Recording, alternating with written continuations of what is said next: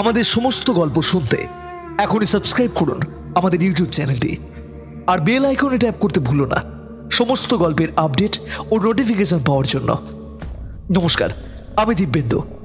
আপনারা শুনছেন ফিকশন দুনিয়া, আর আজ আপনাদের শোনাবো ভয়ের গল্প, সে পিছু পিছু আসে। রচনা মৈত্রী চ্যাটার্জি। গল্পের সূত্রধর ও গল্পের একটি বিশেষ চরিত্রে আমি দিব্যেন্দু। শুনতে থাকুন আজকের বিশেষ নিবেদন, লেখিকা মৈত্রী চ্যাটার্জির কলমে সে পিছু পিছু আসে।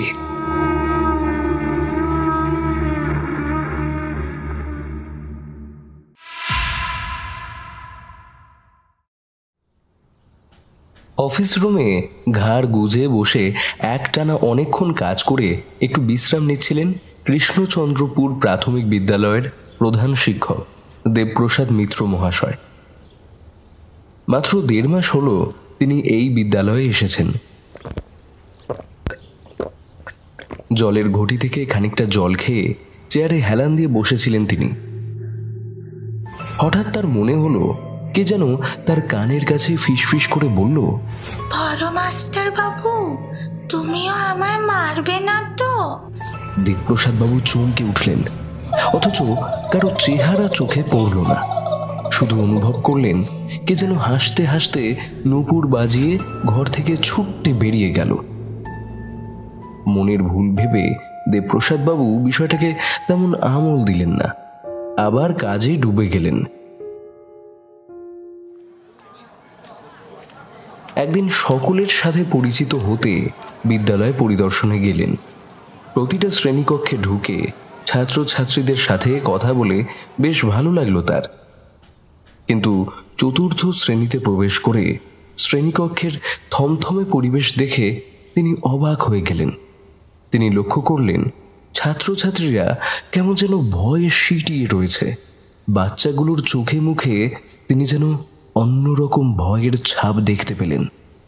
তারা প্রাণপণে যেন কিছু লুকোবার চেষ্টা করছে, অথচ সেটা চেপে রাখতেও পারছে না। তাদের শুকনো মুখগুলো দেখে মনে হচ্ছে যেন তারা হাসতেও ভুলে গেছে।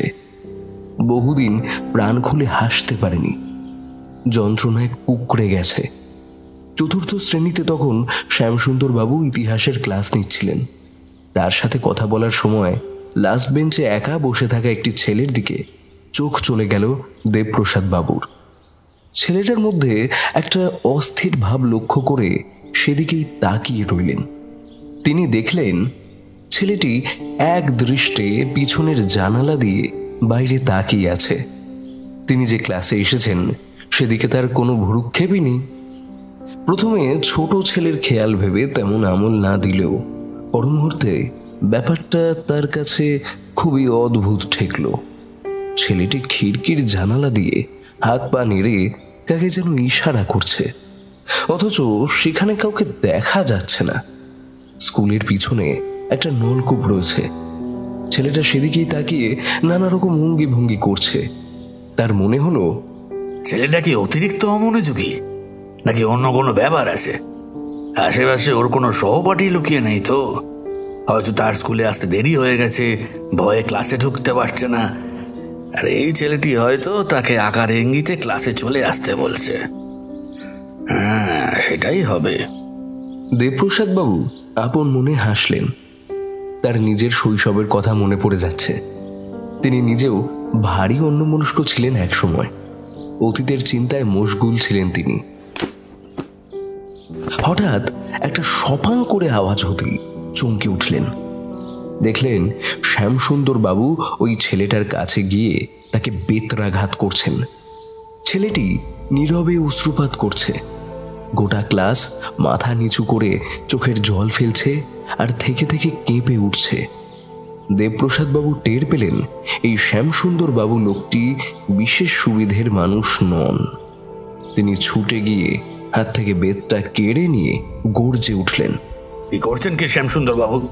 আপনি সরে যান, আমি দেখছি। কিন্তু আপনি কি এভাবেই মারধর করে এতদিন স্কুল চালাচ্ছেন? ছেলেটি যে বাইরের দিকে তাকিয়ে আছে সেটা আমিও দেখেছি, কিন্তু কেন ও এমন আচরণ করছে তা না জেনেই মারতে শুরু করে দিলেন। এভাবে বেত মেরে কাউকে কিছু শেখানো যায় না। আপনি ওকে কান ধরে দাঁড় করে রাখতে পারতেন। শ্যামসুন্দরবাবু থতমত খেয়ে বললেন, আগে আমি ওর ভালোর জন্যই মেনেছি স্যার। ইদানিং কানাই খুব অবাধ্য দুষ্ট প্রকৃতির হয়ে গেছে। লেখাপড়ার নামগন্ধটুকু নেই। জানলা দিয়ে শুধু বাইরে তাকিয়ে নানা রকম অঙ্গভঙ্গি করে। আপনি যে ক্লাসে এসেছেন তাতেও ওর কোনো মাথা ব্যথা নেই। আপনাকে অবজ্ঞা করে দিব্যি বাইরে তাকিয়ে বজ্জাতি করে যাচ্ছে। এ কি মেনে নেওয়া যায় বলুন তো? শিশু মন, কখন কি খেয়াল হয়। আজকের মতন ছেড়ে দিন ওকে। আবার কখনো যদি এমন করতে দেখি তাহলে ওকে আমি নিজে হাতে শাস্তি দেব, তবে আপনার মতন বেত মেরে নয়। শ্যামসুন্দরবাবু চুপ করে গেলেন। দেবপ্রসাদবাবু কানাইয়ের কাঁধে হাত রেখে বললেন, কিরে কানাই, পড়াশোনা করতে একটু ভালো লাগে না বুঝি? কানাই চুপচাপ মাথা নিচু করে দাঁড়িয়ে রইল। এর মধ্যে প্রথম পিরিয়ড শেষ হবার ঘন্টা পড়তেই শ্যামসুন্দরবাবু ক্লাস ঘর থেকে বেরিয়ে যাচ্ছিলেন, কিন্তু দেবপ্রসাদ বাবুকে তখনও কানাইয়ের সাথে কথা বলতে দেখে দরজার কাছে গিয়েও থমকে দাঁড়িয়ে পড়লেন। পাশের বেঞ্চি থেকে খোকন নামের ছেলেটি কানাইকে দেখিয়ে কি যেন একটা বলতেই যাচ্ছিল, কিন্তু শ্যামসুন্দর বাবুকে দাঁড়িয়ে থাকতে দেখে চুপ করে গেল। দেবপ্রসাদ বাবু বললেন, কিছু একটা গন্ডগোল তো আছে, নাহলে এতটুকু শিশুর মধ্যেও এত গোপনীয়তা কিসের? তিনি আর দাঁড়ালেন না, শুধু যাবার সময় চাপা গলায় বলে গেলেন, ছুটির পর কানাইকে নিয়ে আবিষ্কারে আসিস। দেবপ্রসাদ বাবু আর কথা না বাড়িয়ে ক্লাস থেকে বেরিয়ে গেলেন।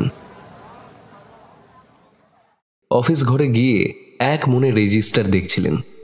কৃষ্ণচন্দ্রপুর গ্রামের প্রাথমিক বিদ্যালয়ে সাকুল্যে মাত্র 4 জন শিক্ষক রয়েছেন। তুলনামূলকভাবে ছাত্রছাত্রীদের সংখ্যা অনেক বেশি, তাই আরও 2 জন পার্শ্ব শিক্ষককে অবিলম্বে নিয়োগ করার কথা ভাবছিলেন তিনি।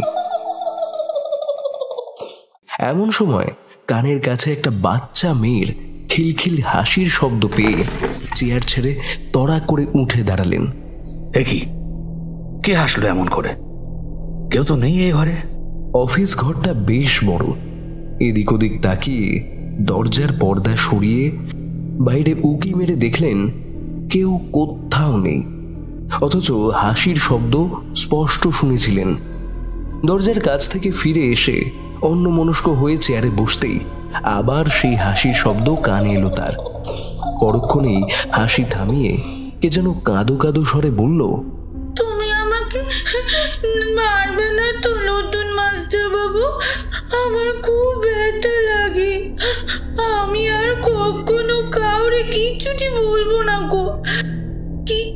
কিচ্ছু দেখতে পেলেও বলবো নি গো, বলবো নি। আমাকে ওরম করে স্কেল দিয়ে মেরো না। দেবপ্রসাদ বাবু বাকরুদ্ধ হয়ে গেলেন। ঘরের মধ্যে কে হাসছে? কে এসব কথা বলছে? আমি ছাড়া তো এই ঘরে আর কেউ নেই। হঠাৎ তার চোখ চলে গেল ঘরের পশ্চিম কোণে। জরুরি কাগজ আর বইপত্রে ঠাসা বড় বড় 2টো আলমারি রয়েছে। ওখানে দিনের বেলাতেও আবছা অন্ধকার জমাট বেঁধে থাকে। একটা আলমারির 2টো পাল্লাই ভাঙা, পাশে কতকগুলো কাগজপত্রে ঠাসা তাকও রয়েছে। সবকিছুই অত্যন্ত অগোছালো, তাই সেসব আড়াল করার জন্য কড়ি বর্গা থেকে দড়ির সাহায্যে একটা বাঁশ ঝুলিয়ে পর্দা টাঙানোর ব্যবস্থা করা হয়েছে। তিনি দেখলেন সেই পর্দার নিচ থেকে রূপোর মল পড়া 2টো পা বেরিয়ে আছে। দেবপ্রসাদ বাবুর এবার খুব রাগ হলো। কোন মেয়ের এত সাহস যে তার ঘরে লুকিয়ে থেকে তাকে এভাবে ব্যতিব্যস্ত করে তুলছে? ছেলে মেয়েগুলো বড়ই বিচ্ছু দেখছি। এই কে রে তুই? সাহস তো কম নয় দেখছি। পর্দার আড়ালে খাপটি মেরে দাঁড়িয়ে আছিস যে? এখনই বেরিয়ে আয় বলছি, না হলে কিন্তু খুব খারাপ হয়ে যাবে। কিন্তু কোনো উত্তর না পেয়ে তিনি চেয়ার থেকে উঠে সেদিকে গিয়ে পর্দাটা সরাতেই হকচকিয়ে গেলেন। এ কি, কেউ তো নেই এখানে? তাহলে কার পা দেখলাম? এমন সময় ঢং ঢং করে ছুটির ঘন্টা বেজে উঠল। ছেলেমেয়েরা হই হই করে ব্যাগপত্তর কাঁধে নিয়ে গেটের দিকে দৌড়ে যাচ্ছে। একসময় স্কুল আস্তে আস্তে ফাঁকা হয়ে গেল। একদল ছেলে মেয়ে মাঠে খেলাধুলা করছিল। তারাও এক এক করে বাড়ি চলে গেল। অন্যান্য শিক্ষকরাও সই করে সময় মতন বেরিয়ে গেলেন। সবার শেষে শ্যামসুন্দর বাবু এলেন। দেবপ্রসাদ বাবুকে একরাশ কাগজপত্র নিয়ে বসে থাকতে দেখে বললেন, এবার বাড়ি চলুন স্যার, কখন তো ছুটি হয়ে গেছে। আমার এখনো কিছুটা কাজ বাকি আছে। কোনো কাজ ফেলে রাখা আমি পছন্দ করি না। সব কাজ মিটিয়ে তবেই উঠব। আপনি বাড়ি চলে যান। তবুও শ্যামসুন্দর বাবু সেখানে দাঁড়িয়ে ইতস্তত করছেন দেখে তিনি কড়া ভাষায় বললেন, আমি এক কথার মানুষ শ্যামসুন্দর বাবু, আমার দেরি আছে, আপনি বাড়ি চলে যান। অগত্যা উপায় নেই দেখে শ্যামসুন্দর বাবু বাড়ির দিকে রওনা দিলেন। দেবপ্রসাদ বাবু অনুভব করলেন শ্যামসুন্দর বাবু কোনো কারণে তাকে চোখের আড়াল করতে চান না। বাইরে গেটের কাছে গিয়ে দারোয়ান রামদিনকেও কি যেন বললেন অফিস রুমের দিকে হাত দেখিয়ে। রামদিন তাকে সালাম ঠুকে গেট খুলে দিল। শ্যামসুন্দরবাবু বেরিয়ে গেলেন। রামদিনকে তার উপর নজর রাখতে বলে গেলেন মনে হয়। পরে এই ব্যাপারে কথা বলতে হবে। ওদিকে তিনি যাদের জন্য অপেক্ষা করছিলেন, শ্যামসুন্দরবাবু বেরিয়ে যেতেই তারা এসে হাজির হলো। খোকন আর কানাইকে দেখে তিনি বিস্মিত হয়ে বললেন, তোরা কোন পথে এলি রে? আমি তো জানলার দিকেই তাকিয়েছিলাম, তোদের আসতে দেখলাম না তো। আমরা পাঁচিল ডিঙিয়ে এসেছি মাস্টার বাবু। ছোট মাস্টার বাবু দেখে ফেললে কাল ইতিহাস ক্লাসে আমরা আবার মার খেতুম। সে কি রে, মার খাবি কেন? শ্যামসুন্দরবাবু বকাঝকা করলে আমি যে তোদের আসতে বলেছি সেটাই বলে দিবি। যাই হোক, এবার বল তো খোকন, তখন তুই কি বলতে চেয়েছিলি? আর কানাই সত্যি করে বলতো, তুই তখন কাকে ইশারা করছিলি? কানাই তখনও নীরবে চোখের জল ফেলছে দেখে দেবপ্রসাদ বাবুর খটকা লাগলো। কানাই কথা কইতে পারে না নতুন মাস্টার বাবু। আমি তখন থেকে এটাই বলতে চেয়েছিলুম। কানাই খুব ভালো ছেলে, খুব ভালো লেখাপড়া করে। অন্য মাস্টারবাবুরা ক্লাসে সবাই ওকে ভালোবাসে। কিন্তু কিছুদিন ধরে কানাইয়ের কি যেন একটা হয়েছে।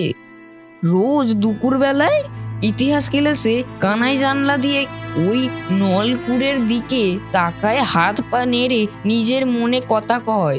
ইতিহাসের মাস্টার বাবু ওকে রোজ বেত দিয়ে মারে, তবু দুপুর হলেই ওর চোখ ওদিকেই চলে যায়। ওর হয়ে কেউ কিছু কইতে গেলে মাস্টার বাবু তাকেও মারধর করে, কঠিন শাস্তি দেয়। তাই সবাই ভয়ে চুপ করে থাকে। ভয়ে অন্য মাস্টারদেরও কিছু কইতে পারি না। দেবপ্রসাদ বাবু সব শুনে আকাশ থেকে পড়লেন। কানাই কথা বলতে পারে না, অথচ ইতিহাস ক্লাসে ওর কি সমস্যা হচ্ছে সেটা জানার চেষ্টা না করে শ্যামসুন্দরবাবু দিনের পর দিন এমন অন্যায়ভাবে বেত্রাঘাত করে চলেছে। খোকন কানাইয়ের জামা তুলে দেখালো। তার হাত পা পিঠ অজস্র লালচে দাগে ভর্তি। দেবপ্রসাদ বাবু আঁতকে উঠলেন। হে কি নৃশংসতা!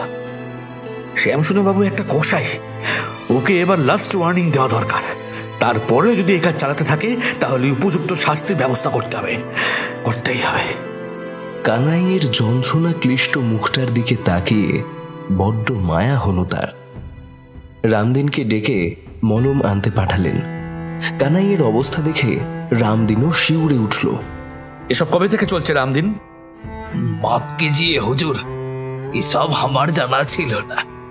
রামুদ্দিন কাকা কিছু জানে না নতুন মাস্টার বাবু। রোজ ইতিহাসের ক্লাসে মাস্টার বাবু কানাইকে বেদ মারার সময় জানলা দরজা বন্ধ করে দেন, শুধু কাল খোলা ছিল। সব শুনে কিছুক্ষণ নীরব থাকেন দেবপ্রসাদ বাবু। তারপর বললেন, শোনো হে রামদিন, এবার থেকে আর শ্যামসুন্দর বাবু নয়, আমি যা বলবো এবার থেকে সেটাই হবে। সন্ধ্যা হতে চললো, তুমি যাও, খোকন আর কানাইকে ওদের বাড়িতে পৌঁছে দিয়ে এসো। কেউ কিছু প্রশ্ন করলে বলবে আমি হুকুম করেছি। যাও এখন, তুমি এলে তবেই আমি উঠব। রামদিন তার কথা মতন খোকন আর কানাইকে নিয়ে চলে গেল। দেবপ্রসাদ বাবু চিন্তায় ডুবে গেলেন। স্কুলে শ্যামসুন্দর বাবু যথেষ্ট চালিয়ে যাচ্ছেন, তার এত দাপট যে দরজা জানলা বন্ধ করে ছেলে মেয়েদের মারধর করেন। আবার দারোয়ানকে বলছেন তার উপর নজর রাখতে। সাহস তো কম নয় লোকটার। এত সাহস কে জোগাচ্ছে? খোঁজ খবর নিতেই হবে। হঠাৎ কান্নার শব্দে তার সমস্ত চিন্তা ভাবনায় ছেদ পড়ে যায়। কোনো এক বৃদ্ধার গলা শুনতে পেলেন তিনি। সে করুণ সুরে কাঁদতে কাঁদতে বলছে, কুকুরে,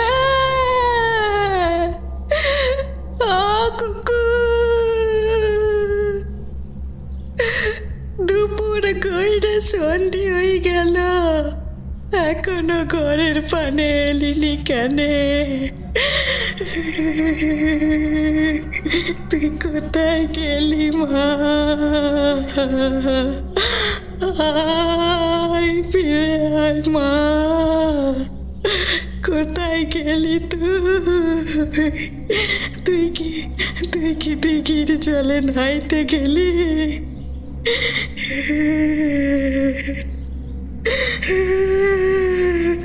মানা করেছিল সাঁঝের বেলায় নাইতে নেই, উঠে আয়। স্কুলের গেট ছাড়িয়ে সামনে কয়েক পা হাঁটলেই শালুক ফুল আর পদ্মে ভরা সুন্দর দিঘি আছে। দিঘিটার নাম পদ্ম দিঘি। স্কুলের অফিস রুম থেকে দিঘির কিছুটা অংশ দেখা যায়। তিনি অবাক হয়ে দেখলেন দিঘির পাড়ে দাঁড়িয়ে এক বৃদ্ধা মহিলা কাতর স্বরে তার খুকুকে ডাকছেন আর কান্না ভেজা গলায় সুর করে একটা অতি পরিচিত ছড়া বলে চলেছেন। পদ্ম দিঘির কালো জলে অনেক রকম ফুল, হাঁটুর নিচে দুলছে কুকুর গোছা ভরা চুল।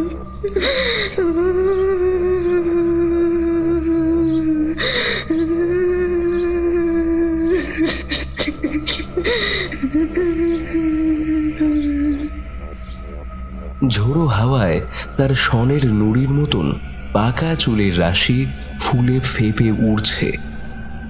আহা, না জানি কি ঘটছে ওই অসহায় বৃদ্ধা আর তার খুকুর সাথে। দেবপ্রসাদ বাবু গেট খুলে বাইরে বেরিয়ে এলেন। এমন সময় বৃদ্ধা হঠাৎ কাঁদতে কাঁদতে একটা উঁচু ঢিবির উপর বসে বুক চাপড়াতে লাগলেন।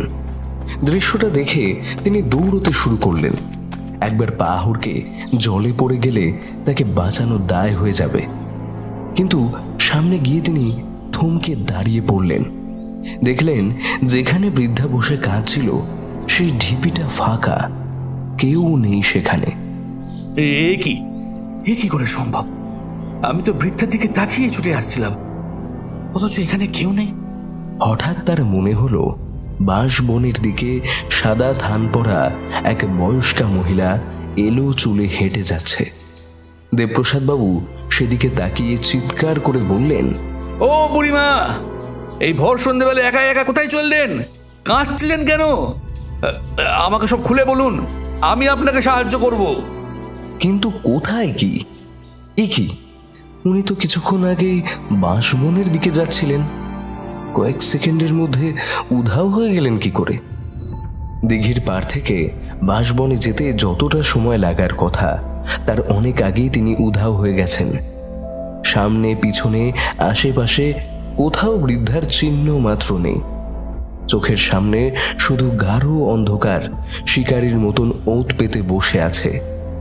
আবার মনের ভুল ভেবে দেবপ্রসাদ বাবু হতাশ হয়ে ফিরে যাচ্ছিলেন, এমন সময় বাঁশবনের দিক থেকে আবার সেই বুক ফাটা কান্নার আওয়াজটা ভেসে এলো। কোথায় গেলি রে মা? এই বুড়িটাকে একা ফেলে তুই কোথায় চলে গেলি?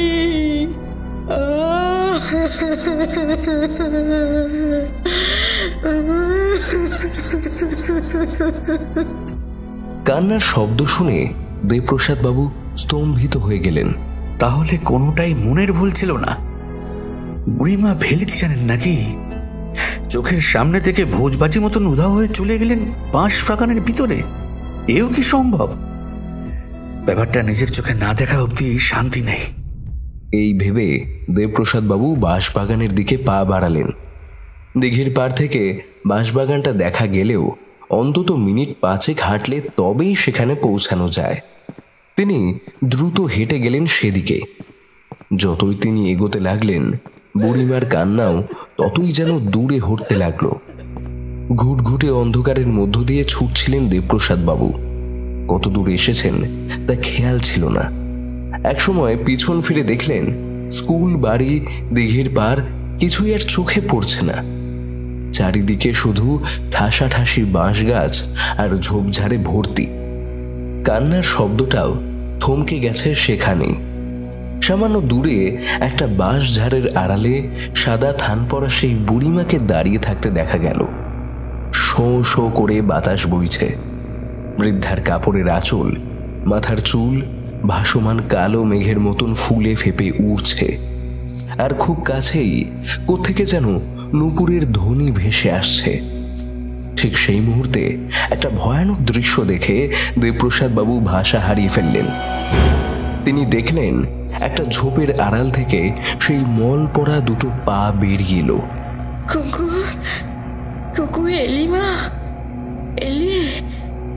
বলতে বলতে বুড়িমা হাত বাড়িয়ে অদৃশ্য কাউকে বুকে জড়িয়ে ধরতেই পা দুটো আপনা আপনি বৃদ্ধার কোলে উঠে গেল। সেই অস্বাভাবিক অতি প্রাকৃত দৃশ্য দেখে দেবপ্রসাদ বাবুর পায়ের তলার মাটি দুলে উঠল।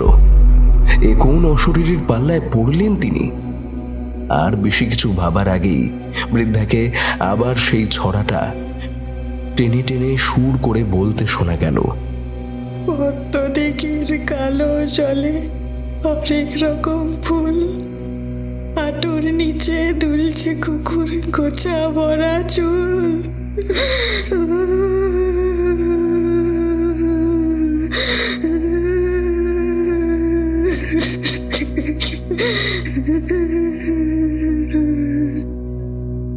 কালো মেঘ সরে গিয়ে বাঁশবাগানের মাথায় খয়াটে চাঁদ উঠেছে। তার ম্লান আলোয় তিনি দেখলেন একটা ধোঁয়াটে অবয়ব বৃদ্ধার কোল থেকে নেমে মল পড়া পায়ে তার দিকে এগিয়ে আসছে। সে এক অশরীরী, তবু তার হাঁটুর নিচে গোছা ভরা চুল দেখে দেবপ্রসাদ বাবু বৃদ্ধার সেই ছড়ার সাথে সাদৃশ্য খুঁজে পেলেন। ইতিমধ্যে কখন যেন বৃদ্ধার চেহারা বদলে গেছিল। সেও হঠাৎ এক বিকৃত বিভৎস রূপ নিয়ে দেবপ্রসাদ বাবুর সামনে হাজির হলেন। দেবপ্রসাদ বাবুর বুকটা ছ্যাঁত করে উঠল অজানা ভয়ে। তিনি অনুভব করলেন দুটো অদৃশ্য শক্তি একসাথে তার শরীর ভেদ করে ছুটে বেরিয়ে যাচ্ছে। তিনি মাথা ঘুরে পড়ে গেলেন। সময় কত হয়েছে দেবপ্রসাদ বাবুর তা খেয়াল ছিল না। হঠাৎ চোখে মুখে জলের ঝাপটা এসে লাগতে তিনি ধীরে ধীরে চোখ মেলে তাকালেন। দারোয়ান রামদিনকে দেখে হাসি মুখে বললেন, রামদিন, তুমি এসে গেছো? রামদিন তাকে যত্ন করে উঠে বসালো। তারপর জিজ্ঞেস করলো, ये सब कैसे हुआ बड़े मास्टर जी? আপনি বাস্তাল্লায় একেলা কেন আসলেন?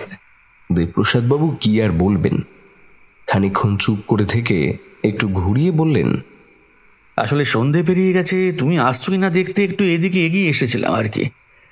কিন্তু তারপর কখন যে কি করে পড়ে গেলাম তার মনে নেই। মাস্টার বাবু, আপনি এখানে নতুন এসেছেন, তাই অনেক কিছুই জানেন না। मैंने सुना कि 1 साल पहले एक छोटी बच्ची को किसी राक्षस या पिशाच ने यहाँ से उठाकर पानी में ले गया और उन दिनों से ही घटना का शुरुआत हुआ। अंधेरा होने के बाद जो कोई भी यहाँ से गुजराता है तो एक छोटी सी बच्ची बैल की धुन बजाते हुए उसके पीछे पीछे आती है, उसे डरा कर भाग जाती है। सुना कि वो बच्चा हमारा स्कूल के 3रा क्लास में ही पढ़ती थी। मैं तो स्कूल का नया पहरादार हूँ, सिर्फ 8 महीने से मैं काम कर रहा हूँ, इसलिए जो कुछ भी सुना था गांव के लोगों से ही सुना। मैंने कभी कुछ महसूस नहीं किया, लेकिन आप अकेला मान जाएगा। রামদিনের কথা শুনে দেবপ্রসাদ বাবুর মাথা কান ভো ভো করতে লাগলো। অন্ধকার হওয়ার অনেক আগেই ভর দুপুরেই তিনি একটি বাচ্চা মেয়ের নুপুর পরা পা দুটো দেখেছিলেন, তার খিলখিল হাসির শব্দও শুনেছেন। তারপর সন্ধ্যাবেলার ঘটনা তো আরো ভয়ঙ্কর। ওগুলো চোখের বা মনের ভুল হতে পারে না, কিন্তু সেসব কিছুই রামদিনকে জানতে দিলেন না। ঠিক করলেন অন্যভাবে খোঁজ খবর করবেন। মেয়েটি তার স্কুলেই পড়তো শুনে তিনি বেশ অবাক হয়ে গেলেন। মেয়েটি কি সত্যিই মৃত? যদি তাই হয় তাহলে তার আসল কারণ খুঁজে বের করতেই হবে। রাক্ষস পিশাচ এসব হাবিজাবি কথায় আমল দিলে হবে না। মাঝে মাঝে কিছু অলৌকিক ঘটনা ঘটলেও কারো নিখোঁজ কিংবা মৃত্যুর ঘটনা সাধারণত কোনো মানুষের দ্বারা হবার সম্ভাবনাই বেশি থাকে। মেয়েটির নাম, ধাম, ঠিকানা, তার চেহারার বর্ণনা সব খোঁজ নিয়ে দেখতে হবে। এছাড়া মেয়েটি যেই হোক, আমি নিজেই যখন তার অস্তিত্ব টের পেয়েছি, সুতরাং ঘটনার যোগসূত্র মিলিয়ে কারণ অনুসন্ধান অবশ্যই করতে হবে। কিছু কাজ বাকি ছিল, তাই কথাগুলো ভাবতে ভাবতে তিনি আবার স্কুলের দিকে রওনা দিলেন। কিন্তু রামদিন তাকে আর স্কুলে যেতে দিল না। বলল, চলেন, আপনি এখন বাড়ি চলেন মাস্টারজি, কাম কাজ পরে হবে। প্রাথমিক বিদ্যালয়ের অনতি দূরেই দেবপ্রসাদ বাবুর এক চালার প্রশস্ত কোয়ার্টার। তিনি আর শ্যামসুন্দর বাবু ছাড়া বিদ্যালয়ের বাকি 2 শিক্ষক এই গ্রামেরই স্থায়ী বাসিন্দা। গায়ের জমিদার কৃষ্ণমোহন চৌধুরী বিদ্যালয়ের পাশে কয়েকটা সুন্দর মাটির বাড়ি নির্মাণ করে দিয়েছেন বিদ্যালয়ের বহিরাগত শিক্ষকদের জন্য। এক চালার ঘর হলেও আলাদা রান্নাঘর, কলঘরের ব্যবস্থা আছে। বিরাট উঠোন জুড়ে গাছপালায় ঘেরা বেশ কয়েকটা মাটির বাড়ি ছড়িয়ে ছিটিয়ে রয়েছে। উঠোনের একপাশে তুলসী মঞ্চ, মধ্যেখানে একটা নলকূপ আর বড় পাতকু আছে। খাপড়া আর খড়ের চাল দেওয়া নিকোনো মাটির ঘর, মাটির দাওয়া, মাটির সিঁড়ি, সব মিলিয়ে চমৎকার চোখ জুড়ানো শান্ত নিবিড় পরিবেশ। চারিদিকে উঁচু পাঁচিলের ঘেরাটো, তবু গরমের দিনে এখানে দেদার হাওয়া খেলে। কোয়ার্টারে অবশ্য তিনি আর শ্যামসুন্দর বাবু ছাড়া অন্য কোনো শিক্ষক এখনো আসেননি। নতুন শিক্ষক নিয়োগ হলে তাদের কেউ হয়তো থাকতে আসবেন। কৃষ্ণমোহন বাবু এখানকার প্রজাবৎসল জমিদার, তিনি প্রাণ খোলা মানুষ। এই কৃষ্ণচন্দ্রপুর প্রাথমিক বিদ্যালয় তারই অসামান্য কীর্তি। রামদিন দেবপ্রসাদ বাবুকে কোয়ার্টারে পৌঁছে দিয়ে স্কুল বাড়িতে চলে গেল। নলকূপে হাত পা ধুয়ে দেবপ্রসাদ বাবু দাওয়ায় এসে বসলেন। লোডশেডিং হয়েছে খানিক আগেই, তাই কোয়ার্টারটা অন্ধকারে ডুবে আছে। শুধু শ্যামসুন্দরের ঘর থেকে লম্ফ বা হ্যারিকেনের আলো আসছে। সন্ধে উতরে গেছে, অথচ তুলসী তলায় এখনো প্রদীপ পড়েনি দেখে আশ্চর্য হয়ে গেলেন তিনি। শ্যামসুন্দর বাবু তো অনেক আগেই চলে এসেছেন, হিসেব মতন সন্ধ্যাটা তারই দিয়ে যাওয়ার কথা, অথচ তিনি তা না করে চুপচাপ বসে আছেন। বেশ রাগ হলো তার।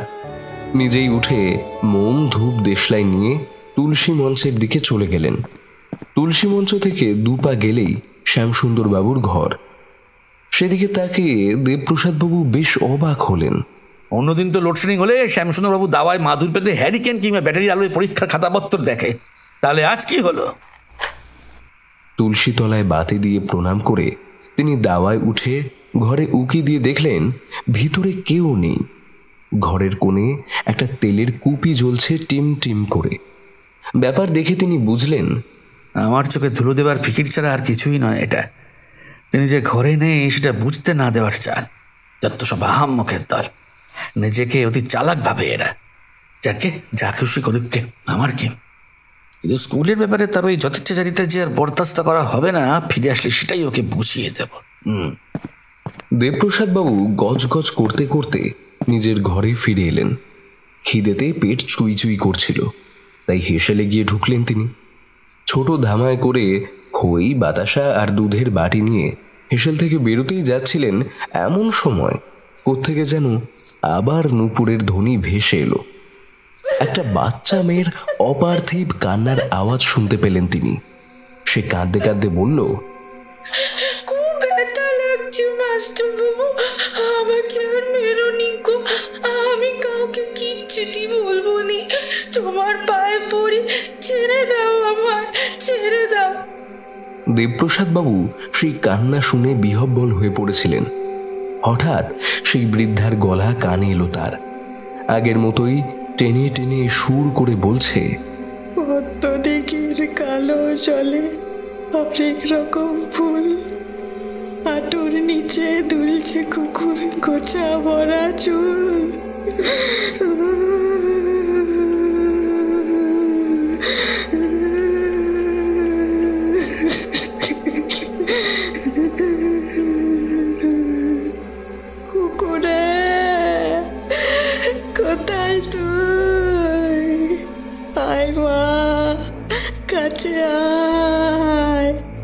বৃদ্ধা ডুকরে কেঁদে উঠল।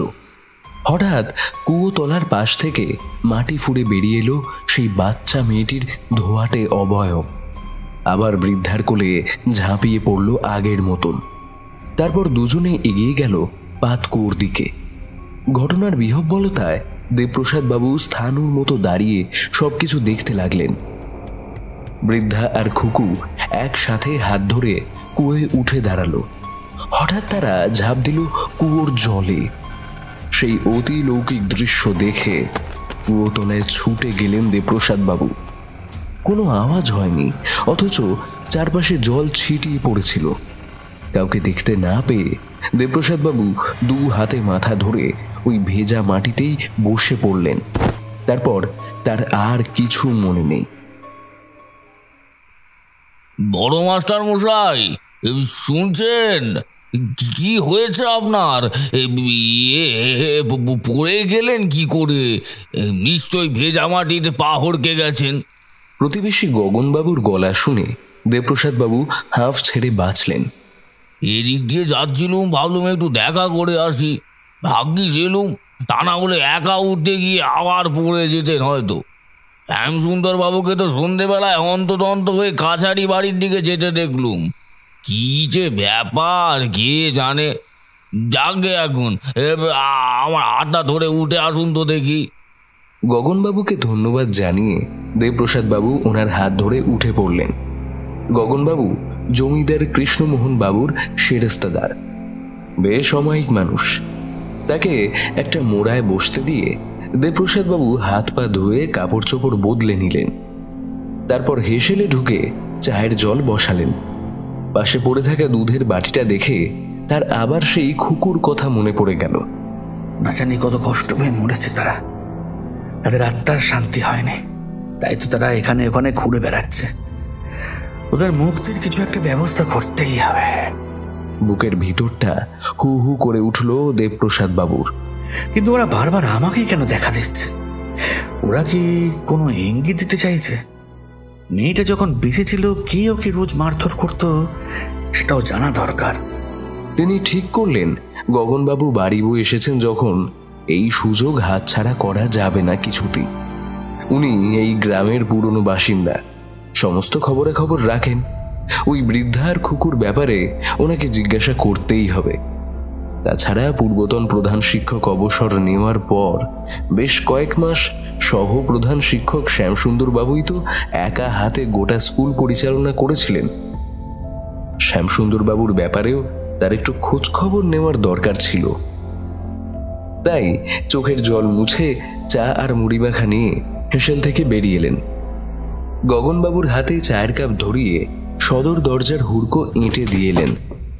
তারপর চা খেতে খেতে খানিকক্ষণ সুখ দুঃখের কথা বলার পর তিনি প্রথমে শ্যামসুন্দর বাবুর প্রসঙ্গে চলে গেলেন। শ্যামসুন্দর বাবুর প্রশংসা করে বললেন, আমাদের বিদ্যালয়ের সহপ্রধান শিক্ষক শ্যামসুন্দর বাবুর তুলনা হয় না। তার মতন দক্ষ শিক্ষক থাকাই তো দরকার প্রতিটা প্রতিষ্ঠানে। জমিদার বাবু সঠিক লোককে নির্বাচন করেছিলেন। কি বলেন গগন বাবু? তাহা বটে, তাহা বটে। তারপরেই দেবপ্রসাদ বাবু মোক্ষম চালটা চাললেন। বললেন, অভিভাবক এবং ছাত্রছাত্রীরাও বেশ সমীহ করে চলে দেখলাম ওনাকে। সকলের পছন্দের মাস্টার উনি, বিশেষ করে চতুর্থ শ্রেণীর ছাত্রছাত্রীরা, তাই না গগনবাবু? দেবপ্রসাদ বাবু লক্ষ্য করলেন গগনবাবু কেমন যেন মিনিয়ে গেলেন ওই চতুর্থ শ্রেণীর কথাটা শুনে। বললেন, আপনি অতি সজ্জন মানুষ বড় মাস্টার বাবু, তাই সকলকেই সুনজরে দেখেন। তবে শ্যামসুন্দর বাবু নিঃসন্দেহে কাজের মানুষ হলেও বাকিটা বোধ করি আপনি সৌজন্য থেকেই বলছেন। দেবপ্রসাদ বাবু এটাই শুনতে চেয়েছিলেন। এরপর গ্রামের প্রসঙ্গে চলে গেলেন তিনি। গ্রামে মোট কটা পরিবার বাস করে, তাদের জীবিকা কি, তাদের ছেলেমেয়েরা কে কোথায় পড়ে, কে কি করে ইত্যাদি খোঁজ খবর করতে করতে হঠাৎ বললেন, আচ্ছা গগনবাবু, আপনি কি খুকুকে চেনেন? খুকুর নামটা শোনা মাত্র গগনবাবু যেন ইলেকট্রিক শক খেয়ে ছিটকে পড়লেন। তার ভিতরে যে একটা যুদ্ধ চলছে দেবপ্রসাদ বাবু সেটা ভালোভাবেই টের পেলেন। গগনবাবু কিন্তু কোনো ভনিতা করলেন না। কাঁপা কাঁপা গলায় বললেন, হ্যাঁ চিনি তো, সে গায়েরই বাগদিপাড়ার মেয়ে ছিল। কৃষ্ণচন্দ্রপুর প্রাথমিক বিদ্যালয়ে 3য় শ্রেণীতে পড়তো সে। তার ভালো নাম পদ্মমণি দাসী। সে আর এ দুনিয়ায় নেই বড় মাস্টার বাবু। গগনবাবুর চোখের কোণে যে জল চিকচিক করছে, অন্ধকারেও তা টের পেলেন দেবপ্রসাদ বাবু। গগনবাবু ধরা ধরা গলায় বললেন, লোকে বলে পদ্মকে নাকি জল পিশাচে মেরেছে, কিন্তু আমার তা মনে হয় না। আমি নিশ্চিত এই ঘটনার পিছনে কোনো একটা বিরাট রহস্য আছে। মেয়েটা পদ্ম ফুলের পাপড়ির মতোই প্রস্ফুটিত হয়ে থাকতো সব সময়। ছুটির পর রোজ বিকেলে বাড়ি ফিরে আবার পদ্ম দিঘির ঘাটে কলসি কাঁধে জল আনতে যেত। এক বৃদ্ধা ঠাকুরমা ছাড়া তার এই দুনিয়ায় আর কেউ ছিল না। গায়ের সকলে তাকে খুব ভালোবাসত। একদিন শুনলাম স্কুল থেকে বেরার পথে সে নাকি ঘাটে নেমেছিল। দিঘিতে এক জল পিশাচের বাস আছে, সেই নাকি পদ্মকে গ্রাস করেছে। কিন্তু গায়ের লোকেরা যে যাই বলুক, আমার মন বলে অন্য কিছু ঘটেছে। আপনাকে মনের কথা বলতে পেরে একটু হালকা লাগছে। আপনি পারবেন, হ্যাঁ আপনি পারবেন এই রহস্যের উদ্ধার করতে। যখন ঘটনাটা ঘটে জমিদারবাবু তখন বেশ কিছুদিনের জন্য ওই জলযাত্রায় বেরিয়েছিলেন। তারপর সেখান থেকে ফিরে কঠিন ব্যামোয় পড়লেন। দীর্ঘদিন বিছানায় শয্যাশায়ী থাকায় তার পক্ষে কিছু বুঝে ওঠা সম্ভব হয়নি। তাছাড়া জমিদারবাবুর ভাই বিষ্ণুমোহন ঘটনাটায় তেমন আমল দেননি। কিছুদিন খোঁজখবর চালিয়ে একদিন পদ্ম ঠাকুরমাকে ডেকে বললেন, আমি চারিদিকে লোক লাগিয়ে খোঁজ করেছি, খুঁজে পাওয়া যায়নি। বাচ্চা মেয়ের খেয়াল কখন কোথায় চলে গেছে, নিজে আবার ফিরে আসবে। সুভাষিনী দেবী নাতনির শোকে উন্মাদ হয়ে গেলেন। ঘটনাটা তারপর ধীরে ধীরে চাপা পড়ে যায়। শেষে পিশাচের গুজবই প্রকট হয়ে ওঠে।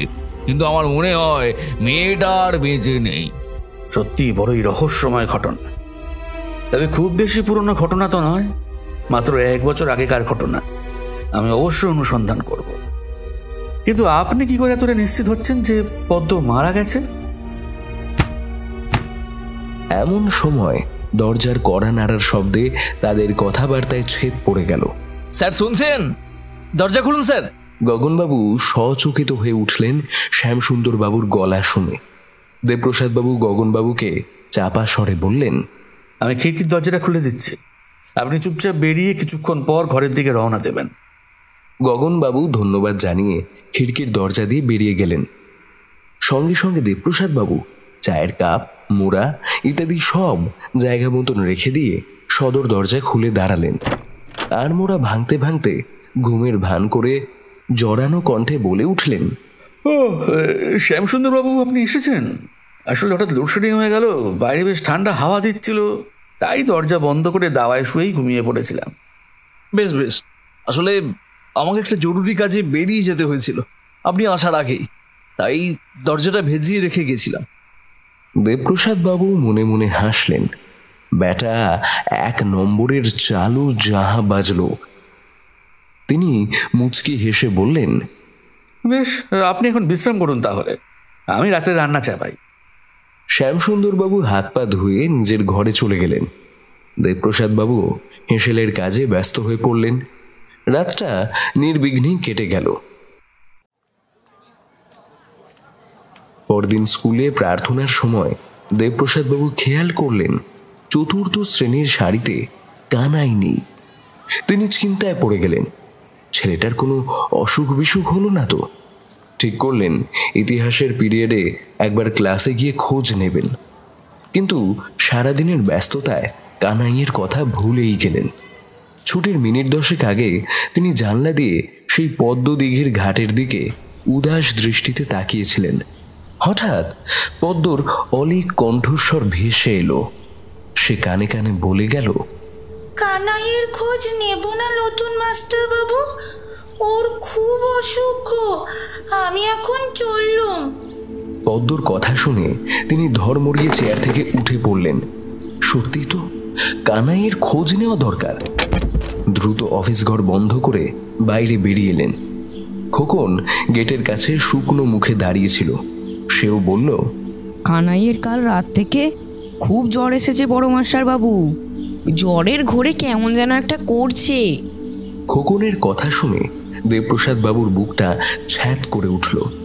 তিনি যা আশঙ্কা করেছিলেন ঠিক তাই হয়েছে। রামদিনকে বললেন, আমি খোকনকে নিয়ে কানাইদের বাড়ি যাচ্ছি, কেউ দেখা করতে এলে আগামী কাল দুপুরে আসতে বলো, কেমন?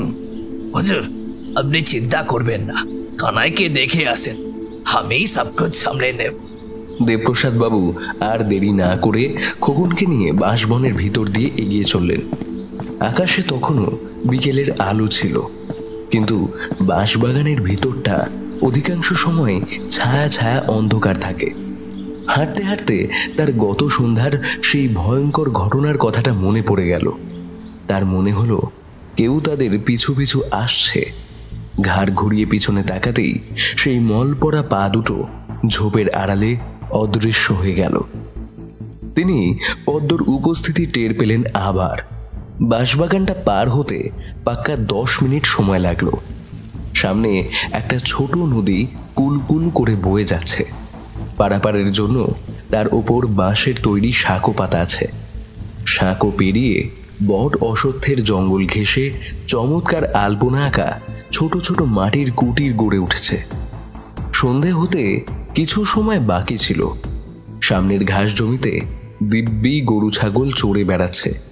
দুপাশে ধান জমি, মাঠ, পুকুর, নির্মল আকাশ, সব মিলিয়ে দৃশ্যপট ছবির মতন সুন্দর। এখান থেকেই বাগদিপাড়া শুরু। আরো মিনিট 2 হাঁটার পর একটা কুটিরের সামনে এসে খোকন কানাইয়ের নাম ধরে ডাকলো, কানাই, কানাই। ভিতর থেকে একজন মাঝবয়সী মহিলা বেরিয়ে এলেন, মাথায় কাপড় চাপা দিয়ে। খোকন বলল, মিনতি খুড়ি, কানাইকে দেখতে বড় মাস্টার বাবু এসেছেন। মহিলা তাকে দেখে শশব্যস্ত হয়ে একটা আসন পেতে দাওয়ায় বসতে দিলেন। একপাশে মাদুরের উপর কানাই কপালে জলপট্টি দিয়ে শুয়েছিল। তার মাথায় হাত রেখে দেবপ্রসাদ বাবু জিজ্ঞেস করলেন, হঠাৎ কি করে হলো এসব? আগে কাল স্কুল থেকে ফেরার পর কিছুই খেতে চাইলো না, মুখ শুকনো করে বসেছিল। কপালে হাত দিয়ে দেখলাম গরম লাগতেছে, তারপর রাত থেকেই ধুম জ্বর শুরু হয়ে গেল।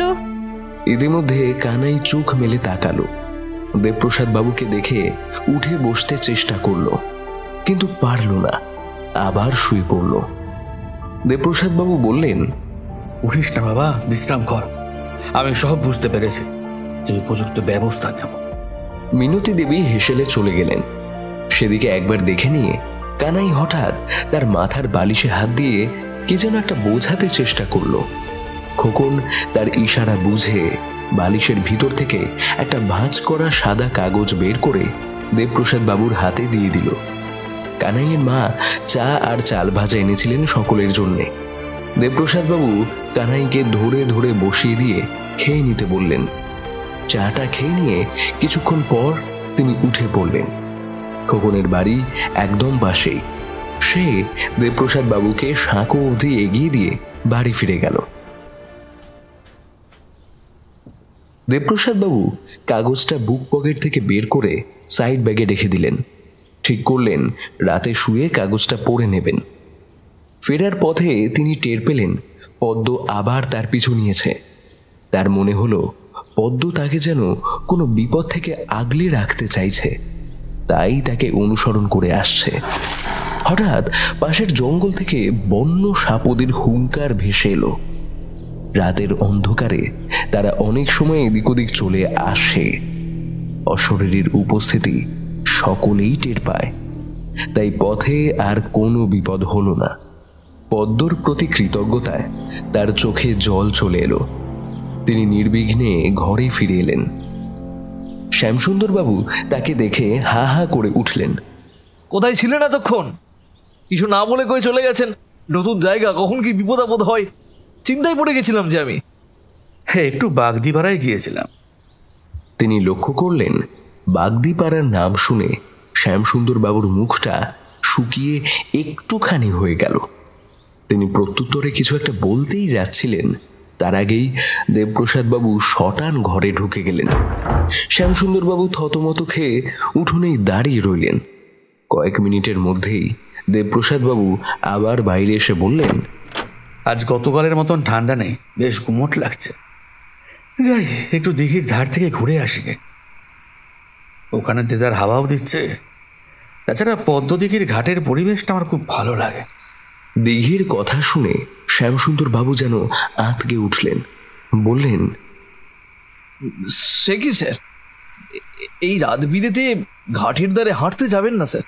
এমনিতেও জায়গাটা ভালো নয়, তার উপর সাপ খোপ আছে স্যার।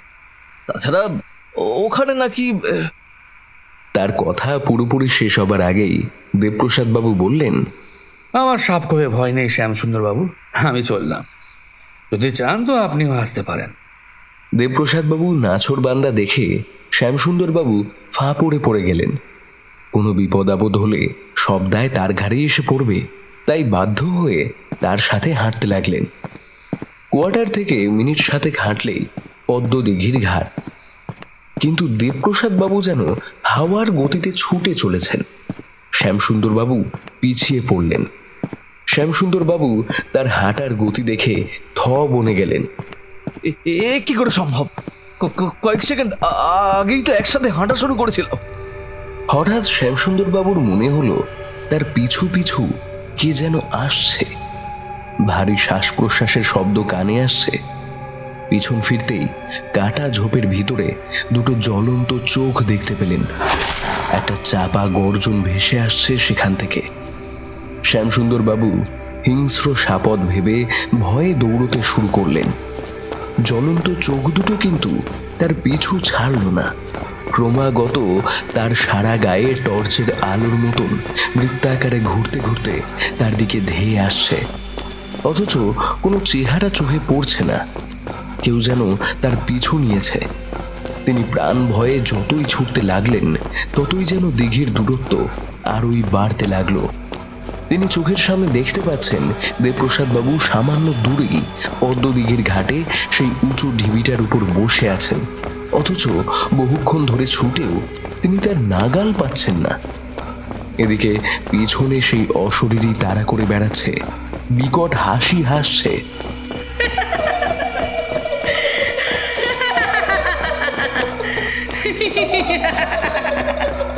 উফ, কি ভয়ঙ্কর সেই হাসি!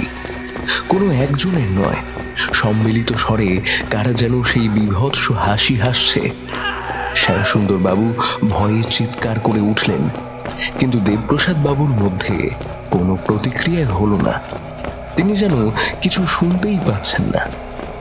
আরো কিছুক্ষণ ছোটার পর শ্যামসুন্দর বাবু গোঁ গোঁ শব্দ করে ভিড়মি খেয়ে পড়ে গেলেন। কিছুক্ষণ পরে দিঘির জলে একটা আলোড়নের সৃষ্টি হলো। ছলাৎ ছলাৎ শব্দ তুলে কে যেন কলসি কিংবা ঘড়ায় জল ভরে দিঘি থেকে উঠে আসছে। জলের সেই কলকল শব্দে শ্যামসুন্দর বাবুর ঘোর কেটে গেল। তিনি ধরফর করে উঠে বসলেন।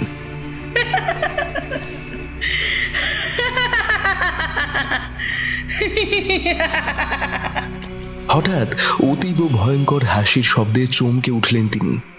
জলের মধ্যে তোলপাড় শুরু হয়ে গেল। আকাশে মরা চাঁদের আলোয় শ্যামসুন্দর বাবু দেখলেন জলের মধ্যিখানে কার যেন মাথা দেখা যাচ্ছে, বাকি অংশ জলের নিচে। তার একরা সনের নুড়ির মতন কাঁচা পাকা চুল জলের উপর ছড়িয়ে ছিটিয়ে ভাসছে। কয়েক গাছি চুল মুখের উপরে এসে পড়েছে, ফলে মুখটা ভালো করে দেখা যাচ্ছে না। চুলের ফাঁক দিয়ে হিংস্র সাপদের মতন দুটো চোখ জলজল করছে। খ্যা খ্যা খ্যা খ্যা করে হাসতে হাসতে সে খনা গলায় বলে উঠল, কি রে মাস্টার, চিনতে পারছিস নাকি ভুলেই গেছিস? শ্যামসুন্দর বাবুর গলা থেকে কেউ যেন সব শব্দ কেড়ে নিয়েছে। তিনি বোবা হয়ে তাকিয়ে আছেন সেই মূর্তিমান বিভীষিকার দিকে। মনে মনে প্রমাদ গুনলেন, ওটা কে? দেখতে দেখতে জল থেকে একটা বিকৃত গলিত সব উঠে ধেয়ে এলো তার দিকে। শ্যামসুন্দর বাবু ঠক ঠক করে কাঁদতে কাঁদতে বাড়ির দিকে ছুটতে শুরু করলেন। সঙ্গে সঙ্গে একটা বাচ্চা মেয়ের খিলখিল হাসির শব্দ ভেসে এলো। শ্যামসুন্দর বাবু যেদিকেই ছোটেন, অদৃশ্য শরীর নিয়ে নুপুর পরা দুটো ছোট ছোট পা তার পিছু পিছু ধেয়ে আসে। ছম ছম ছম ছম নুপুরের ধ্বনি প্রতিধ্বনিত হয়ে বারবার তার কানে এসে ধাক্কা মারে। খিলখিল হাসি পরিণত হয় এক পৈশাচিক হাসিতে। শ্যামসুন্দর বাবু জ্ঞান হারিয়ে লুটিয়ে পড়লেন। কিছুক্ষণ পর পথ চলতি কয়েকজন তাকে ঘাটের ধারে পড়ে থাকতে দেখে ধরাধরি করে তুলে নিয়ে তার কোয়ার্টারে পৌঁছে দিলেন। জোর ঝাঁকুনিতে শ্যামসুন্দর বাবু চোখ মেলে তাকালেন। দেখলেন দেবপ্রসাদ বাবু তার চোখে মুখে জল দিয়ে তাকে ধরে জাগাবার চেষ্টা করছেন। দেওয়াল ঘড়িতে ঢং ঢং করে রাত 9টার ঘন্টা বেজে উঠল। শ্যামসুন্দর বাবু ভয়ার্ত চোখে তাকিয়ে আছে দেখে দেবপ্রসাদ বাবু বললেন, আপনার কি হয়েছিল বলুন তো? সন্ধেবেলায় আমি যখন বাইরে থেকে ফিরে কাপড় চোপড় বদলাতে ঘরে ঢুকলাম, তখনও তো আপনি উঠোনে দাঁড়িয়েছিলেন। আমি পোশাক বদলে বাইরে এসে দেখি আপনি সেখানে নেই। আপনার ঘরে গিয়ে দেখলাম বাইরে থেকে শিকল তোলা রয়েছে। ভাবলাম আবার হয়তো আপনার কোনো জরুরি কাজ পড়ে গেছে, তাই চলে গেছেন। তারপর হঠাৎ একটু আগে কয়েকজন প্রতিবেশী ধরাধরি করে আপনাকে এখানে পৌঁছে দিয়ে গেল। শ্যামসুন্দর বাবুর চোখে মুখে আবার আতঙ্ক ফুটে উঠল দেবপ্রসাদ বাবুর কথা শুনে। তিনি ভয়ার্ত কণ্ঠে বললেন, সে কি স্যার, আপনি তো আমাকে বাইরে এসে বললেন হাওয়া খেতে পদ্মদিঘির ঘাটে যাবেন। জায়গাটা সন্ধ্যের পর নিঝুম হয়ে যায়, আপনার বিপদ হতে পারে ভেবে আমি পিছু নিলাম। তারপরেই মনে হলো কি বা কারা যেন আমাকে আমার পিছু পিছু আসছে। কেমন যেন অদ্ভুত ঘটনা ঘটতে লাগলো আমার সাথে। তারপর একটা বিকট অট্টহাসির আওয়াজ শুনে আমি ভয়ে অজ্ঞান হয়ে গেলাম। তার মানে আপনি ঘাটে যাননি? লোকের মুখে শুনেছিলাম সন্ধ্যের পর দিঘির ধারে নাকি কোনো এক জল পিশাচ ঘুরে বেড়ায়। আজ দেখলাম কতটা একেবারে সত্যি স্যার। দেবপ্রসাদ বাবু কোনো উত্তর দিলেন না। কিছুক্ষণ চুপ থেকে বললেন, শ্যামসুন্দর বাবু, আজ রাতে আপনি আমার সাথে খেয়ে নিন। এই শরীরে আপনাকে আলাদা রান্না করতে হবে না। ধন্যবাদ। শ্যামসুন্দর বাবু ধন্যবাদ জানিয়ে ঘরে চলে গেলেন। রাত 10:30টার মধ্যেই খাওয়া দাওয়ার পর্ব মিটে গেল। এরপর যে যার ঘরে শুতে চলে গেলেন। দেবপ্রসাদ বাবু ঘুমোলেন না। হ্যারিকেনের আলোয় কানাইয়ের দেওয়া সেই চিঠিটা খুলে বসলেন। চিঠিতে কোনো ঘটনার বর্ণনা দেওয়া হয়েছে। তিনি পড়তে শুরু করলেন। পড়তে পড়তে তার অন্তরাত্মা কেঁপে উঠল। চিঠিটা বুকের কাছে চেপে ধরে নীরবে অশ্রুপাত করতে লাগলেন। কাঁপা কাঁপা স্বরে বলে উঠলেন, উফ, মানুষ এতটাও নিষ্ঠুর হতে পারে। ওদিকে শ্যামসুন্দর বাবু ঘরের এক কোণে কেরোসিনের কুপিটা জ্বালিয়ে রেখে এপাশ ওপাশ করছিলেন। তারপর এক সময় ঘুমিয়ে পড়লেন। মাঝরাতে হঠাৎ ঘরের মধ্যে খটখট শব্দ হতে শ্যামসুন্দর বাবুর ঘুমটা ভেঙে গেল। তিনি চোখ খুলে তাকালেন। দেখলেন তেলের কুপিটা কখন যেন নিভে গেছে। ঘরের ভিতর চাপ চাপ অন্ধকার। কেমন যেন একটা থমথমে দম চাপা পরিবেশের সৃষ্টি হয়েছে। যেন ভয়ঙ্কর কিছু একটা ঘটতে চলেছে। ঝিঝি পোকাগুলো যেন সেই আশঙ্কাতেই চেঁচাতে ভুলে গেছে। খটখট শব্দটা কিসের তা বোঝার জন্য পেন্সিল টর্চটা জ্বালাতেই তার চোখে পড়ল কুপির পাশে রাখা লোহার তোরঙ্গটা খুলে গেছে। সেখানে স্কুলের কিছু বই খাতা সাজিয়ে রাখা ছিল। তার ভিতর থেকে হঠাৎ কিশলয়ের প্রথম ভাগ বেরিয়ে এসে আপনা থেকেই মাটিতে পড়ে গেল। সেটা দেখে শ্যামসুন্দর বাবু ভ্যাবাচাকা খেয়ে গেলেন। এমন সময় কুয়োতলা থেকে জল তোলার শব্দ পেয়ে তিনি বিছানা থেকে নেমে দ্রুত জানালার কাছে ছুটে এলেন।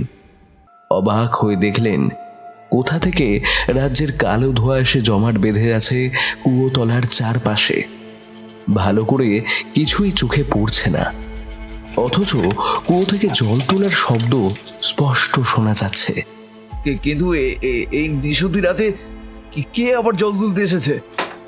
শিকল খুলে বাইরে এসে দেখলেন দেবপ্রসাদ বাবুর ঘরের দরজা রোজকার মতোই বন্ধ রয়েছে। তাছাড়া উনি এত রাতে জল তুলতে যাবেন কেন?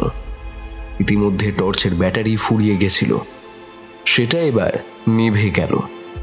দাওয়ার এক কোণে বাঁশের মাচা থেকে একটা লণ্ঠন ঝোলানো ছিল। তিনি দেশলাই দিয়ে সেটা ধরাবার চেষ্টা করলেন, কিন্তু লণ্ঠনটা একবার জ্বলে উঠেও দপ করে নিভে গেল। এদিকে কুয়ো পারে জল তোলার শব্দ এক টানা হয়েই চলেছে। অথচ ওদিকে যেতে গেলে একটা আলোর প্রয়োজন।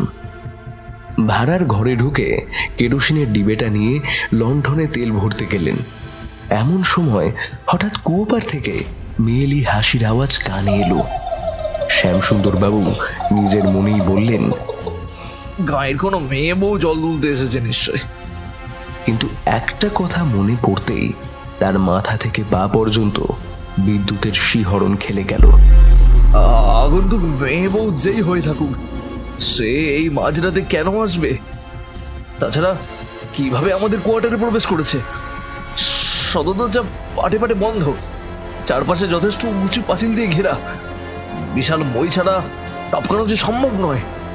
কোনো মেয়ে বা মহিলার পক্ষে জলের কলসি কিংবা ঘড়া নিয়ে ওঠা তো দূরের কথা। হঠাৎ তার খুব কাছেই নুপুরের শব্দ হলো। তিনি ধোঁয়াশার ভিতরেই এগিয়ে গেলেন, কিন্তু কাছাকাছি যাওয়ার পর তার পায়ের কাছে কিছু একটা গড়ি এলো। কিছুই ঠাহর করতে পারলেন না তিনি, শুধু অনুভব করলেন গোল মতন একটা কিছু তার পায়ে এসে ঠেকেছে। অন্ধকারে নিচু হয়ে জিনিসটা হাতে নিতেই তার হাতটা তরল চ্যাটচ্যাটে পদার্থে ভরে গেল। আষ্টে গন্ধে গা গুলিয়ে উঠল। আকাশের আবছা আলোয় তিনি টের পেলেন একটা রক্তমাখা নর করটি হাতে নিয়ে তিনি দাঁড়িয়ে আছেন। ঘটনার আকস্মিকতায় প্রথমে তার গলা দিয়ে কোনো আওয়াজ বেরোলো না। তারপর হুঁশ ফিরতেই আতঙ্কে চিৎকার করে সেটাকে ছুঁড়ে ফেলে দিলেন।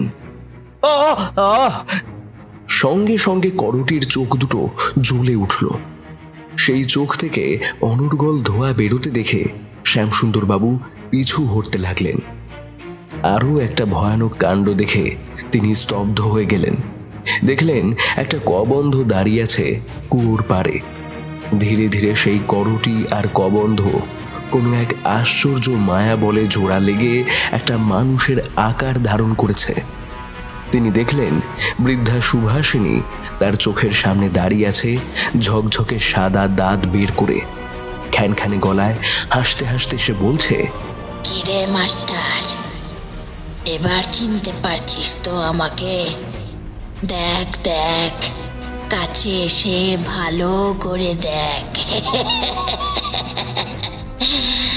পদ্ম দিঘির কালো জলে হরেক রকম ফুল, হাঁটুর নিচে দুলছে কুকুর কোচা ভরা চুল।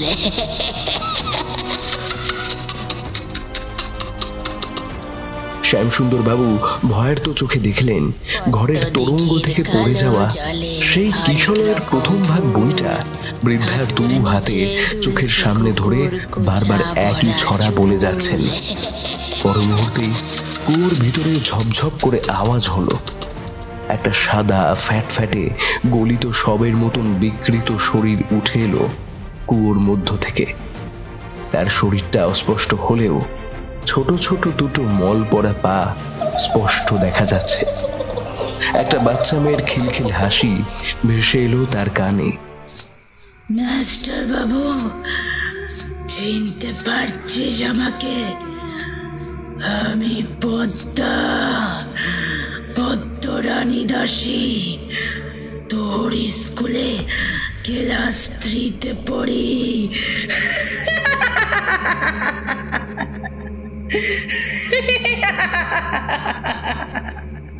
এমন সময় বৃদ্ধা সুভাষিনীর অতিলৌকিক ফ্যাঁসফ্যাঁসে কণ্ঠস্বর ভেসে এলো। কি ভেবেছিলি মাস্টার বাবু? জমিদার বাবুর খাবারে রোজ একটু একটু করে বিষ মিশিয়ে মেরে ফেলবি? জমিদার বাবুর ভাই বিষ্ণুমোহনের সাথে হাত মিলিয়ে এই বিশাল সম্পত্তি দুজনে মিলে ভোগ করবি, তাই না?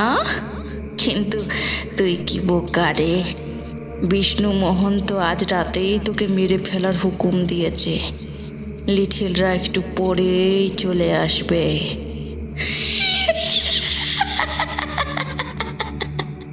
এদিকে বৃদ্ধার সেই অদ্ভুতুরে হাসির শব্দ ছাপিয়ে এবার পদ্মর অলৌকিক কণ্ঠ ভেসে এলো। মাস্টার বাবু, আমায় মারবি না, মারবি না। এই দেখ, এই দেখ, আমি তো এখনো তোর সামনেই দাঁড়িয়ে আছি।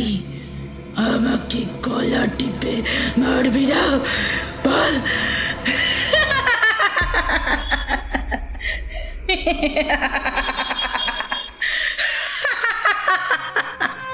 ভীত সন্ত্রস্ত শ্যামসুন্দর বাবু বুঝলেন ওই অশরীরীদের হাত থেকে আজ আর তার নিস্তার নেই।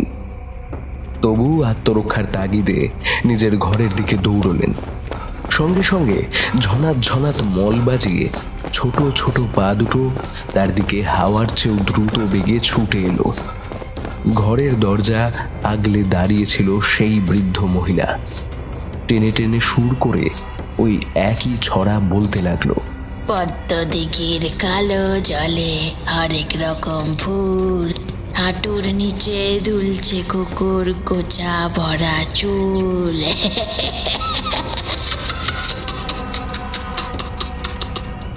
শ্যামসুন্দর বাবু ঘরে ঢুকতে না পেরে সদর দরজা খুলে পালিয়ে যেতে চেষ্টা করলেন, কিন্তু দরজা খুলেই আবার বন্ধ করে দিতে বাধ্য হলেন তিনি।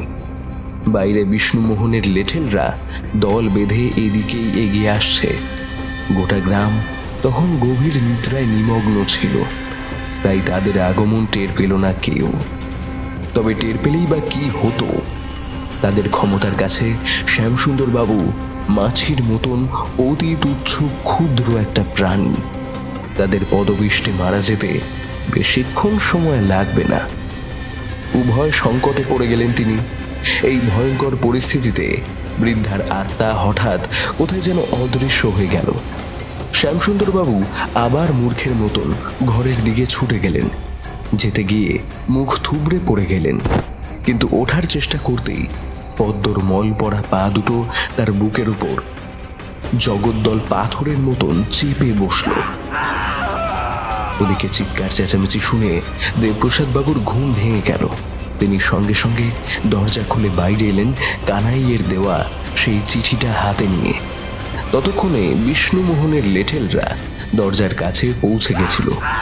এমন সময় জমিদার বাড়ি থেকে একটা গগন বিদারী আর্তনাদ শুনে তারা আবার তড়িঘড়ি সেদিকেই ছুটে গেল। গ্রামবাসীরাও জেগে উঠল সেই আর্তনাদ শুনে। দেবপ্রসাদ বাবু কিন্তু একটুও আশ্চর্য হলেন না। অস্বাভাবিক ভারী পায়ের চাপে শ্যামসুন্দর বাবুর দম বন্ধ হয়ে আসছিল। এমন সময় কড়া নাড়ার শব্দ পেয়ে দেবপ্রসাদ বাবু অবাক হয়ে গেলেন। খোকনের গলা ভেসে এলো। বড় মাস্টার বাবু, দরজা খোলো, কানাই এসেছে। দেবপ্রসাদ বাবু ছুটে গিয়ে দরজা খুলে দিলেন। কানাইয়ের বাবা সুবল বাবুর সাথে খোকন আর কানাইকে দেখে তিনি স্তম্ভিত হয়ে গেলেন। এ কি সুবলবাবু, আপনি এত রাতে অসুস্থ ছেলেটাকে কেন সঙ্গে নিয়ে এসেছেন? কি হলো হঠাৎ? আপনি চলে যাওয়ার পর কানাই ঘুমিয়ে পড়েছিল বড় মাস্টার বাবু। হঠাৎ কিছুক্ষণ আগে আমাকে ঘুম থেকে তুলে ইশারায় কি যেন বোঝাবার চেষ্টা করলো। আমি বুঝতে পারলাম না। তখন একটা কাগজ লিখে আমার হাতে দিল। লেখা ছিল, বাবা, আমাকে বড় মাস্টার বাবুর বাসায় যেতে হবে, ওখানে যাওয়ার সময় হয়েছে আমার। ওর চোখে মুখে দৃঢ় প্রত্যয়ের ভাব ফুটে উঠেছিল। দেখে বুঝলাম ওকে এখানে আসতেই হবে, তাই ওকে নিয়ে চলে এলাম। ওদিকে জমিদার বাড়িতে তখন কান্নার রোল উঠেছে। সকলেই শিউরে উঠলেন। তবু পাপের শাস্তি তো সকলকেই পেতে হয় কোনো না কোনো সময়। বুকের চাপটা একটু আলগা হয়ে এসেছিল। শ্যামসুন্দর বাবু হাত জোর করে বারংবার ক্ষমা চাইতে লাগলেন। দেবপ্রসাদ বাবু বললেন, ছি শ্যামসুন্দরবাবু, ছি, ক্ষমা চাইতে আপনার লজ্জা করে না? না, আপনি তো মানুষ মারার ব্যবসা ফেঁদেছেন। আপনি শিক্ষক নামের কলঙ্ক। আপনি একটা নিষ্পাপ ফুলের মতন বাচ্চা মেয়ে আর তার বৃদ্ধা ঠাকুমাকে হত্যা করে লোকের মনে পিশাচ প্রেতের গুজব ছড়িয়ে দিয়েছেন। কানাইয়ের চিঠি থেকে আজ আমি সবকিছু জানতে পেরেছি। একটু একটু করে বড় হওয়ার সাথে সাথে পদ্মর মধ্যে একটা আশ্চর্য ক্ষমতা প্রকট হয়ে ওঠে। সে যে কোনো লোকের মুখ দেখে তার আসন্ন বিপদের কথা হুবহু বলে দিতে পারত। গায়ের বহু মানুষকে সে সময়ে অসময়ে বিপদ থেকে রক্ষা করেছে। একদিন জমিদার বাবু ছোট ভাই বিষ্ণুমোহন এবং কিছু লোক লস্কর নিয়ে গ্রাম পরিদর্শন করতে বেরিয়েছিলেন। সকলের ঘরে গিয়ে তাদের সুবিধা অসুবিধার কথা মন দিয়ে শুনছিলেন। যখন পদ্মতের বাড়িতে গেলেন, পদ্ম ঘরে বসে খেলা করছিল। ও ঠাকুমা সুভাষিনী দেবী জমিদার বাবুর সাথে কথা বলছিলেন। পদ্ম হঠাৎ খেলা ছেড়ে উঠে জমিদার বাবুর মুখের দিকে তাকিয়ে চোখ বুজে বিড়বিড় করে কি যেন সব বলতে লাগল। তারপরেই হঠাৎ চোখ খুলে জমিদার বাবুর মুখের দিকে তাকিয়ে বলল, জমিদার বাবু, তোমার খুব বিপদ। তোমাকে তোমার অতি আপনজন বিষ খাইয়ে মেরে ফেলতে চাইছে। শুধু এই কথাটুকু বলেই সে আবার সম্পূর্ণ স্বাভাবিক অবস্থায় ফিরে যায়। ওদিকে বিষ্ণুমোহন প্রমাদ গনে। সে পদ্মকে ধমক ধামক দিয়ে জমিদার বাবুকে ওখান থেকে সোজা বাড়ি নিয়ে চলে যায়। জমিদার বাবু ঘটনার আকস্মিকতায় তখনকার মতন চুপ করে গেলেও বাড়ি আসার পর থেকে তার মনটা খচখচ করতে থাকে। তিনি খোঁজ খবর করে পদ্মর আশ্চর্য ক্ষমতার কথা জানতে পারেন। বিষ্ণুমোহনের কানে সেই খবরটা পৌঁছে যায়। সে কৌশলে জমিদার বাবুকে কয়েকদিনের জন্য জলবিহারে পাঠিয়ে দেয় এবং তার খাবারে অতিরিক্ত বিষ মেশাবার ব্যবস্থা করে ফেলে। জমিদার বাবু গোপনে লোক পাঠিয়ে সুভাষিনী দেবীকে খবর দিলেন জলবিহার থেকে ফিরলেই উনি যেন পদ্মকে নিয়ে তার সাথে সাক্ষাৎ করতে আসেন। বিষ্ণুমোহন তককে তককে ছিলেন। তিনি আগেই বুঝেছিলেন এমন কিছু ঘটতে পারে। পদ্ম এসে তার নামটা বলে দিলে সব পরিকল্পনা ভেস্তে যাবে, উপরন্তু চিরকালের জন্য তার গুম ঘরে স্থান হবে। তাই আগে থেকেই লোক পাঠিয়ে তাদের হত্যা করার পরিকল্পনা করে।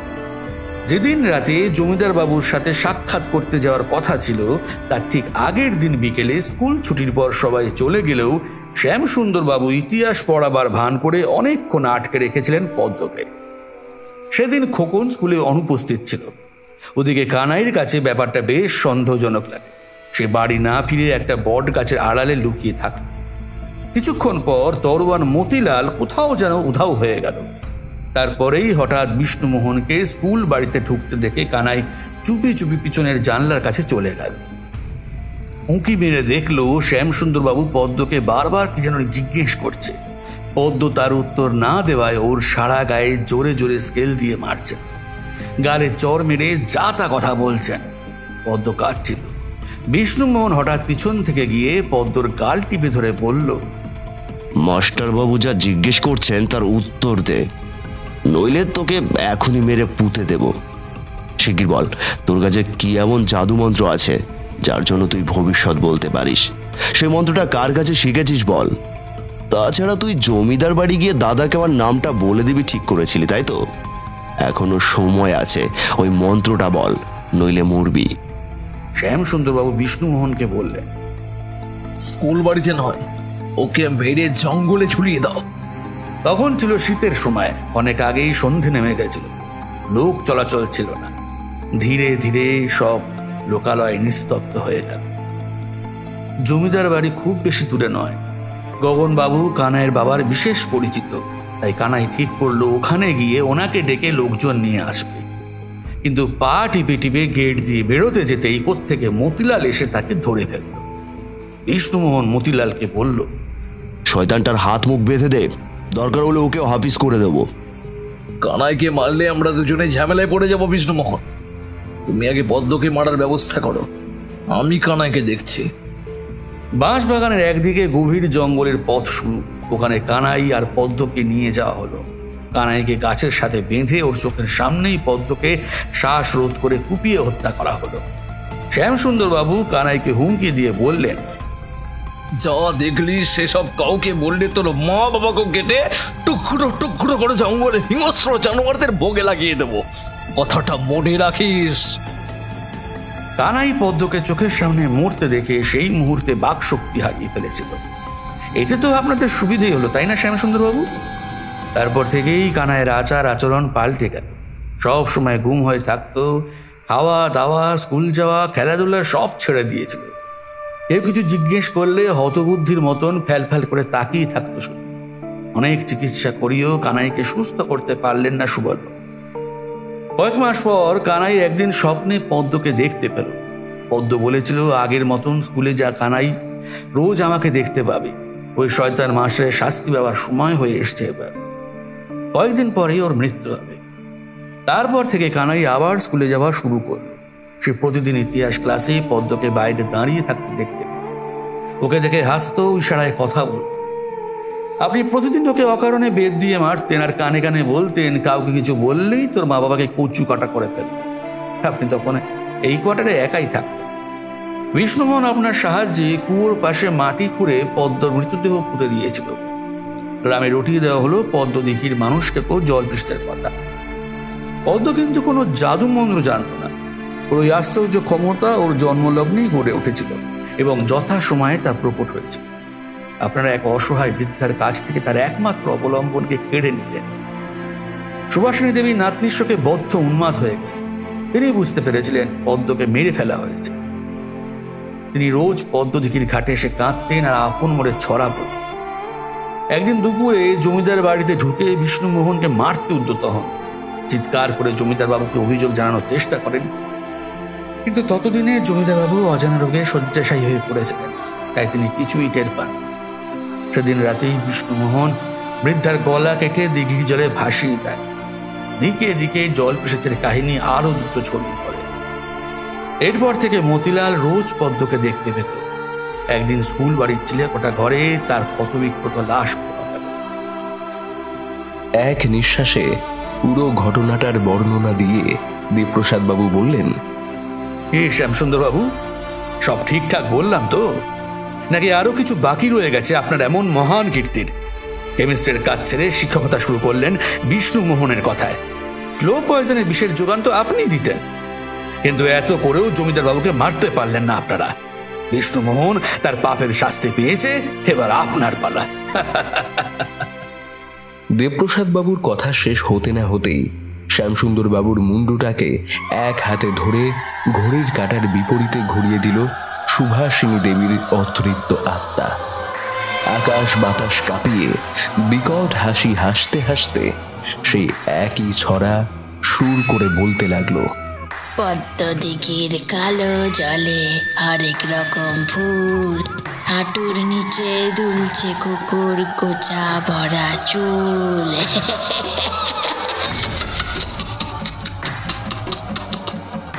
দম দেওয়া পুতুলের মতন বন বন করে ঘুরতে ঘুরতে শ্যামসুন্দর বাবুর ঘাড় ভেঙে একদিকে ঝুলে গেল। পদ্ম খিলখিল করে হাসতে হাসতে এক হাতে তার টুটি চিপে ধরল। এই মাস্টার বাবু, মারবি না আমাকে? হাসতে হাসতে সেকেন্ডের ভগ্নাংশে তীক্ষ্ণ নখর দিয়ে শ্যামসুন্দর বাবুর বুকটা চিড়ে ফালা ফালা করে দিল পদ্ম। মৃতপ্রায় সুন্দরবাবুর আর্তচিৎকার শুনেও কেউ বাঁচাতে এলো না তাকে। কোনো মজার খেলা দেখার মতন উল্লাসে হাততালি দিল গ্রামবাসীরা। তাদের করতালি ছাপিয়ে সোল্লাসে চিৎকার করে উঠল কানাই, উপযুক্ত শাস্তি পেয়েছে শয়তান মাস্টার। তার বাকশক্তি ফিরে এসেছে। সবাই আবার মহানন্দে হাততালি দিল। শয়তান শ্যামসুন্দরের ধর থেকে মাথাটা উপড়ে নিতে পদ্মর বেশিক্ষণ সময় লাগলো না। হাসতে হাসতে খেলনা গাড়ির মতন মাথাটাকে এধারে ওধারে গড়িয়ে গড়িয়ে খেলতে লাগলো পদ্ম। তারপর দেহাংশগুলো দিঘির জলে ছুড়ে দিয়ে ধীরে ধীরে অদৃশ্য হয়ে গেল বৃদ্ধার হাত ধরে। সকলে তাদের আত্মার শান্তি কামনা করে চির বিদায় দিল।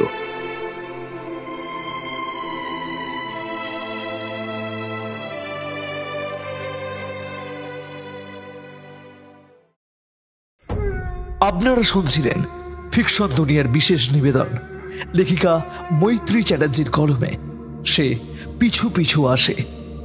কথকের চরিত্রে ছিল অভিক সাহা, শ্যামসুন্দর, রামদিন ও কানহাইয়ের চরিত্রে আমি দিব্যেন্দু, পদ্মের চরিত্রে সৃষ্টি ও দুর্বা, বৃদ্ধার চরিত্রে রূপা, খোকনের চরিত্রে সমুদ্র, দেবপ্রসাদ বাবুর চরিত্রে সৌরভ সাহা, গগন বাবুর চরিত্রে সৌম, বিষ্ণুমোহনের চরিত্রে বাপি, সুবলের চরিত্রে সূর্য। গল্পের পরিচালনা, সাউন্ড ডিজাইন, প্রচার অঙ্কনে আমি দিব্যেন্দু গোস্বামী, শব্দ সংযোজনায় সুদেশনা মণ্ডল।